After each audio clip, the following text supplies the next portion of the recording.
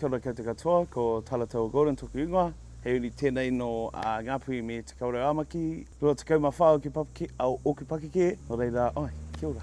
I was named after the tohunga of Tainui waka, which is Rakataura.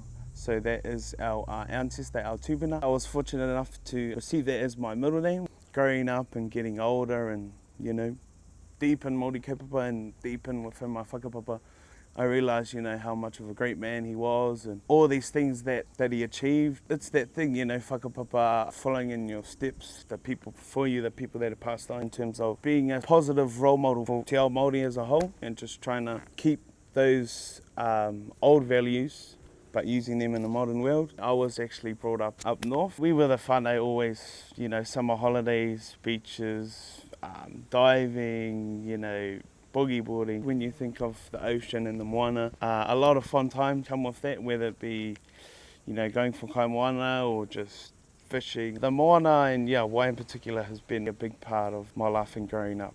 Seeing the state of some of these awas for the condition they're in now and what they used to be used for, it's been a massive transition. I don't know if that's a case of maybe not prioritising our awas and our natural resources over certain other things, but the positive thing is though that I think a lot can be changed and that can get better. I think it's always that classic thing. If you've taught certain ways when you grow up, they just pretty much stick with you. So maybe an option for rangatahi first could maybe introducing some sort of avenue or programs in our schools so they get a better understanding of, you know, how to treat the moana and the do's and the don'ts, just how to take care of the whenua. That could also go on to a community on a more complex scale. The wairuas, what can we do at our whares to try and help the wai itself? Is a very tapu thing, you know, we use it to whakanoa tongas, bless tongas, or even whakanoa ourselves. Little things, when you're out fishing, you always throw your first catch back. Doesn't matter if it's a massive kingi or a little snapper, you know, it's the kaupapa. You're doing it for a higher purpose. We can't expect to keep receiving and not give back.